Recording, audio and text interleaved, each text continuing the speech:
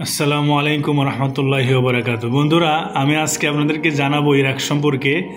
আমার বন্ধু আজমাইন আছে আপনাদের সামনে। সে দীর্ঘদিন যাবৎ আছে ইরাকে একটা ভালো কোম্পানিতে অফিসে কাজ করতেছে। তার কাছ থেকে আমরা ইরাকের সার্বিক পরিস্থিতি আপনারা জানবো এবং আপনাদেরকে জানাবো। তো আজমাইন, কেমন আছো? এই তো আলহামদুলিল্লাহ। আপনি কেমন আছেন ভাই? আলহামদুলিল্লাহ ভালো আছি। তো তুমি কত বছর হয়েছে আসছো এখানে? আমি বর্তমানে ইরাকে 3 বছর হয়ে গেছে। প্রায় 3 বছর হয়েছে। হ্যাঁ, প্রায় 3 বছর। যাক, এখন তুমি কি কাজ করতেছো এখানে? আমি বর্তমান অফিসে কাজ করতেছি ইরাকে। অফিসে তোমার বেতন কি দেয়? কত দেয়? বেতন বর্তমান $500 দেয় এবং খাওয়া দাওয়া সবকিছু মালিকের কোম্পানি। যাক, আলহামদুলিল্লাহ, শুনলেন যে $500 মাসে বেতন দিতেছে, কানার আলাদা টাকা দিতেছে, আর টাকার তো কোনো সমস্যা নাই, টাকা তো সবকিছু কোম্পানির সবকিছু। যাই হোক, এখন ইরাকে কি আকামা হয়?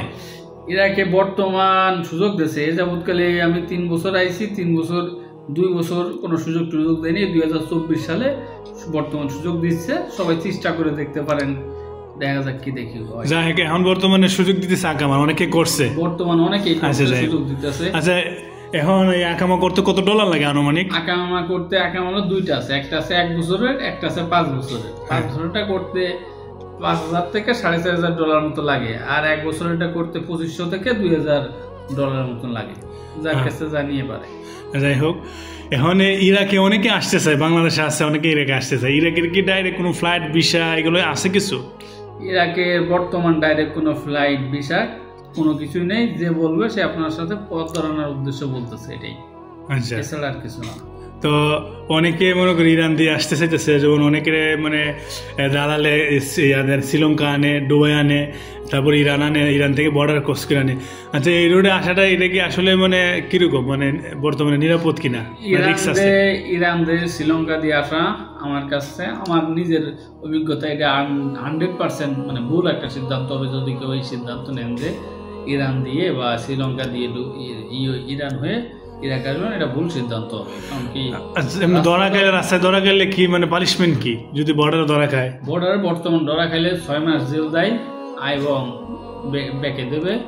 আর এমনি বর্ডার প্রচুর অবস্থা বর্তমান খারাপ, মানে অত্যন্ত চেকপোস্ট প্রচুর। আচ্ছা, ধরার পরে মানে জেল কেটে তারপর আবার নিজের টাকা দিয়ে আবার দেশে যাইতে হবে, বিমান ভাড়া দেওয়া লাগবে।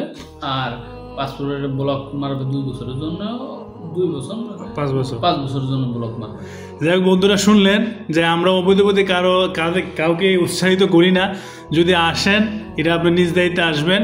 6 লাখ 7 লাখ টাকা দিয়ে খরচ করে আপনারা আসবেন, কিন্তু ধরা খাইলে জেল কাটতে হবে, এবার আবার বাংলাদেশে আপনাদেরকে ফেরত পাঠাবে, নিজের টাকায় যাইতে হবে। আপনারা শুনলেন।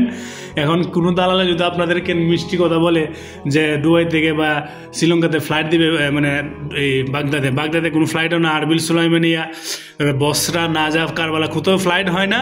আপনারা এটা নিজ দায়িত্বে আসবেন, এটার জন্য আমরা কোনো দায়ী না।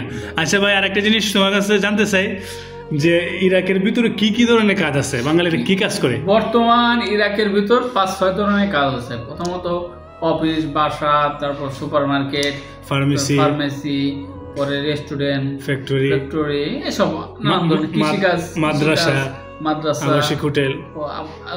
আবাসিক হোটেল, বলদিয়ার কাজও কাকামা থাকলে করা যায়। অনেক ধরনের কাজ আছে। তো বন্ধুরা, শুনলেন যে ইরাকে মানে বাঙালিরা কি ধরনের কাজ করে। ঠিক আছে, সব ধরনের কাজে আছে, কিন্তু সমস্যা হয়েছে আসা যায় না, সরাসরি কোনো ভিসা নাই। সফর ভিসা মাঝে মধ্যে খুলে কিন্তু আবার বন্ধ করে দেয়। বাঙালি যারা আসে তারা এসে ফেরত যায় না। এই দেশে পাকিস্তানি, বাঙালি, সুরিয়া, তারপরে আফ্রিকান হাজার লক্ষ মানুষ। ঠিক আছে, বেশিরভাগই আকামা নাই। আর ইরাক সম্পর্কে আপনারা যদি আরও কিছু জানতে চান তাহলে ইনশাল্লাহ আপনাদের জানাইবেন, আমাদেরকে কমেন্ট করবেন। আমরা আবার অন্য ভিডিওর মাধ্যমে আপনাদেরকে ইনশাল্লাহ জানাই দিব। তো আপনারা সকলে ভালো থাকেন, সবাই সুস্থ থাকেন, আমাদের জন্য সকলে দোয়া করবেন ইনশাল্লাহ। আসসালামু আলাইকুম রহমতুল্লাহ।